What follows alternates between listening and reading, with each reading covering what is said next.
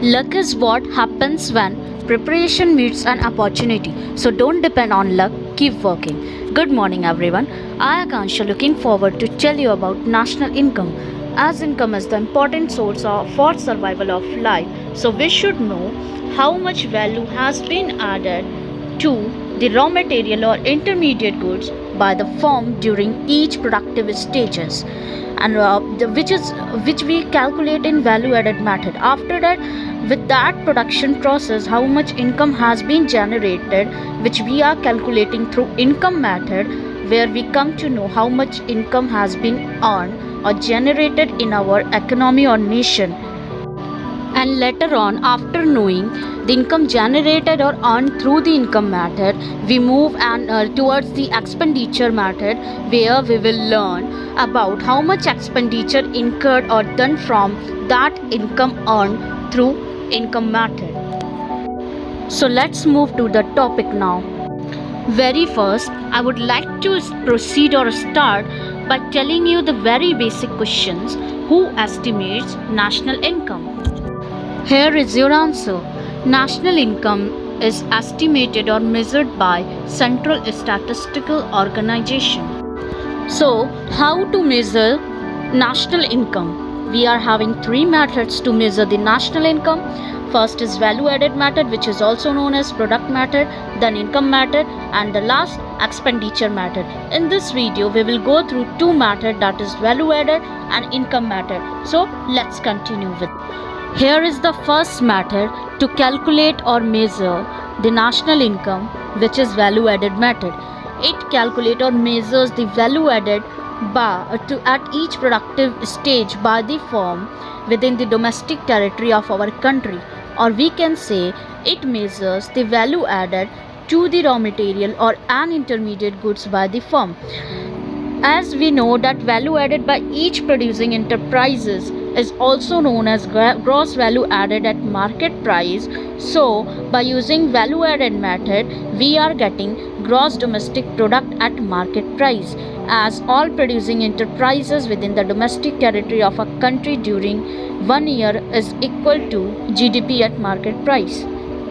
It will be more clear to you with this example, as here it's given cost of intermediate goods, where I have taken sugar cane. So cost of intermediate goods is 150 rupees, and the value of output, that is sugar which has been produced by using sugar cane, is equal to 200 rupees. Now to know the value added, we will deduct a cost of intermediate goods from the value of output, and we will get how much value has been added, like how much value has been added to convert sugar from the sugar cane. As through previous example you got an idea how to calculate value added, let's go in detail how to calculate value added. So to calculate value added, we will deduct the cost of intermediate consumption from the value of output. Again, let's take one example here. Suppose if a firm is doing the production, that is value of output has been produced by firm is of rupees 500. Now the question arises, how much expenditure incurred by the firm to produce that value of output, which is of 500. So intermediate consumption by the firm, that is cost incurred by the firm for that production, is of 200. Now when we want to know how much value has been added, we will deduct that 200 from the 500, and we come to know how much value has been added by the firm. So here always when we have to calculate value added, we will deduct the amount spent or incurred by the firm from the value of output produced by the firm. Now question arises, how to calculate value of output. So to know the value of output, we will add sales plus change in stock. Sales always means whatever value has been produced by the firm. Other firm is selling it in the market, or it is lying with the stock in company or firm. So when we will add that change in stock with sales, we will get value of output. Now how to calculate sales? To calculate sales, we will multiply price with quantity. You can take example here. Suppose If firm has done the selling of 500 rupees, how we come to know? Firm has done the selling of 5 quantity where one quantity amounts to 100 rupees. So we come to know 500 rupees selling has been done by the firm. After that, change in stock. So to know about the change in stock, we will use the formula where closing minus opening stock. Moving further, very important question arises when imports and export will be included to calculate value added. Here is your answer. Export and import will be included to calculate value added in the case when, in place of value of output, domestic sales by firm is given. Then we will add domestic sales plus change in stock plus export. And on the other hand, in the place of cost of intermediate consumption, when it will be given that intermediate consumption from domestic firm, so here we will add import. Now question arises how to calculate national income, which is known as net national product at factor cost through value added. As I told you, whenever we are using value added, we are calculating the value added by the firm or by all the producing enterprises, which is known as gross value added at market price, that is gross domestic product at market price. So to convert gross domestic product at market price in the form of net national product at factor cost, we will deduct the depreciation and net indirect tax, and on the other hand we will do the addition of net factor income earned from abroad, which I already discussed in national income aggregates, and then we will get national income, which is known as net national product at factor cost. Next question arises, what are the precautions taken in value added method to calculate national income? Here is your answer.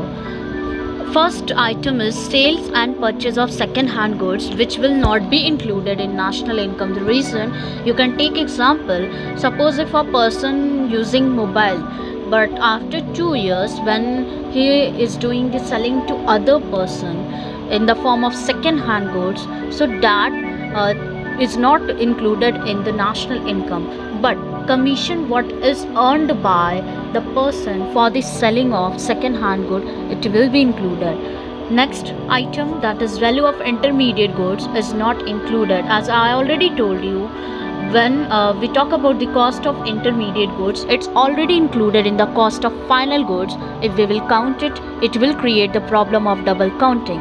Next item, imputed rent of owner occupied houses is also included. The reason is that they are enjoying housing services, that's why it will be included. And the last item, which is services for self consumption, is not included. For example, housewife is working in house, or you can say a person is working in their own kitchen garden, or you can say when a doctor treating his own child, that will not be included in the calculation of national income. Let's move to the other method now, that is income method. It calculates the factors income, that is rent, wages, interest and profit earned by all the factors of production, which is land, labor, capital and entrepreneurship within our domestic territory of a country. So income method gives us net domestic product at factor cost. Now question arises how to calculate factor income earned through income method. For this we will use 3 important terms, that is compensation to employees, operating surplus and mixed income. First we will move towards the compensation to employees.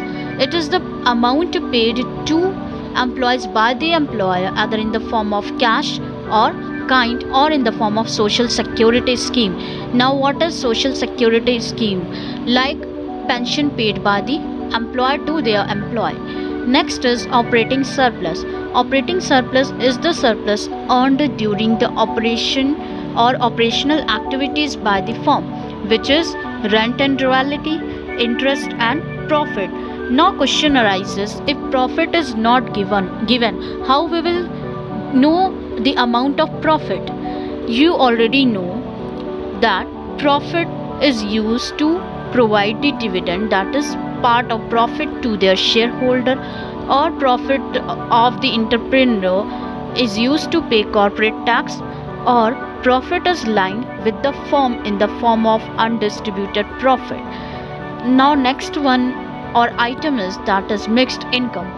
Mixed income is the where we are going to use the income earned by the small shopkeepers, cobbler, barber, etc. So we are going to use these items to calculate factors in income. As I told you, when we are using income method, we are getting net domestic product at factor cost. Now question arises, how to calculate national income, which is national product at factor cost through income method. We will only add net factor income earned from abroad in NDP at factor cost. We will get national income, which is net national product at factor cost. Moving forward, again question arises, what are the precautions taken in income method? Here is the precautions taken in income method.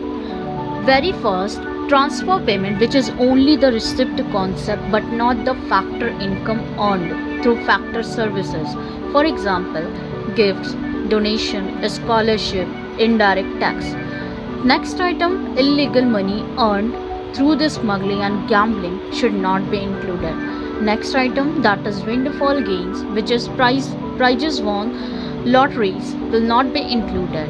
And the last item, which is receipts from sale of financial assets such as shares, bonds, will also be not included, as it only transfer the ownership. Thank you students for listening, and think more about, if your father belongs to an industrial sector, how much value added by the firm owned by your father, how much income generated, and later on how much expenditure incurred from that income earned, which will facilitate you towards national income.